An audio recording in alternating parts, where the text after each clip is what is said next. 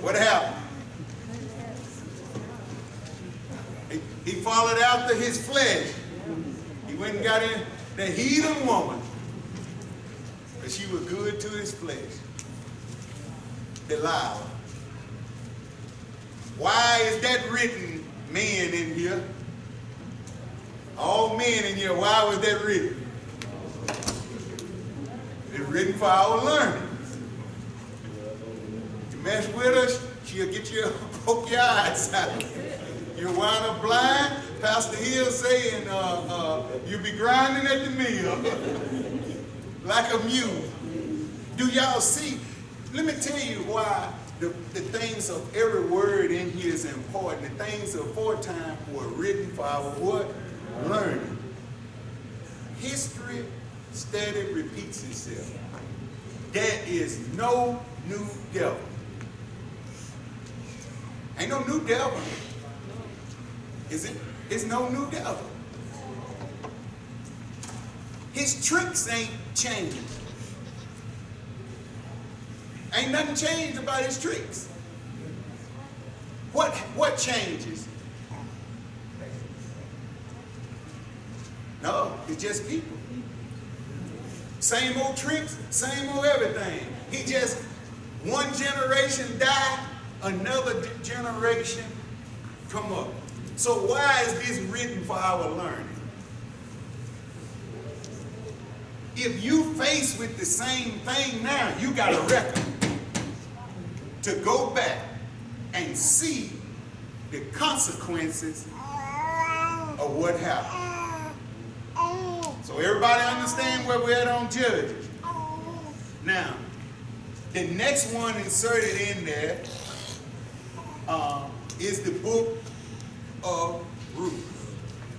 It's about a woman, and it was significant that she was put in there. It tells a great story, but what else did she become? Who in here know? A great-great-great-great-grandmother of Jesus Christ. Boaz had Obed, which was David's. This Ruth actually was David's great-grandmama?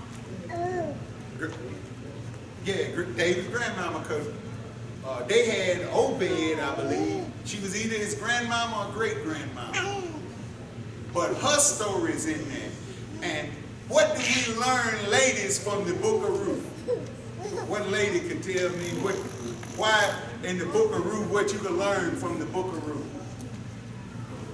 Women, I know some of y'all women.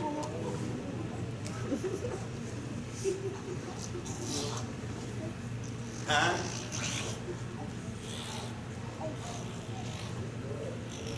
Y'all okay? This was a woman that didn't know God, but she chose God. And from there, she chose to follow God and the people of God. And let's see how that singing go. Looking for my Boaz, not my whatever. She wound up getting her a great husband and became in the bloodline of Jesus Christ. And that's what the book of Ruth was is about. But it's still following the chronological order, I mean, as things come. Now, Samuel was, which brings us now to the next book, which is Samuel. We still following order. We still on the Judges. But Samuel, who know the history of Samuel, where he, what happened, where he came about, where God placed him. I know y'all heard this story a lot of times.